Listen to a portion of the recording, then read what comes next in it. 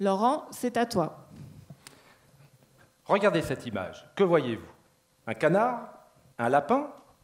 Ou les deux? Cette illusion d'optique, connue sous le nom de canard-lapin, démontre que notre perception dépend de notre point de vue.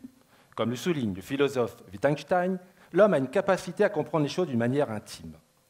C'est ce que j'observe quand j'étudie la pratique stratégique des dirigeants de PME. Surprenant, non? Submergés par les défis quotidiens, leur vision peut d'un seul coup devenir un objet de préoccupation, brouillé, flou, à l'instar de cette image où l'on hésite à voir entre un canard et un lapin. Cette confusion peut mener à des décisions inefficaces et à une perte de direction pour l'entreprise. Former les dirigeants à la clarification de leur vision, c'est jouer le rôle de l'ophtalmologiste et de leur proposer des verres adaptés, verres progressifs, compris, de manière à ce que leur vision soit la plus claire possible en toutes circonstances.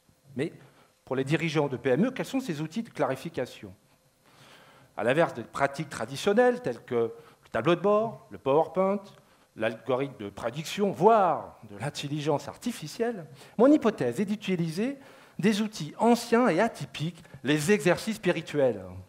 Mais ne vous y méprenez pas, il ne s'agit pas ici de religion, mais d'utiliser des outils de l'esprit, des lunettes de l'esprit en quelque sorte, visant à travailler sur soi, se focaliser sur soi, pour clarifier quotidiennement les actions à entreprendre.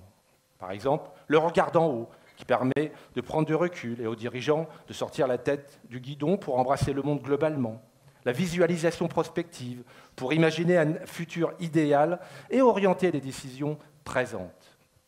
Dans le cadre de ma recherche-action, j'ai co-construit et co-animé une formation expérimentale sur les exercices spirituels pour 4 dirigeants de PME. Mon objectif est d'étudier sur 18 mois comment ces pratiques transforment leur vision. Au-delà de la réalisation de leur carte cognitive, formalisant leur vision et leur évolution, j'ai endossé le rôle d'enquêteur pour observer, pour écouter, pour questionner, de manière à recueillir des informations précieuses de nos échanges et de nos conversations. J'ai étudié et j'ai analysé le langage et les discours, de manière à voir comment il devient plus simple et plus compréhensible.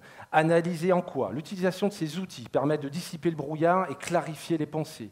Analyser le comportement des dirigeants pour voir comment leurs convictions sur leur vision prennent vie.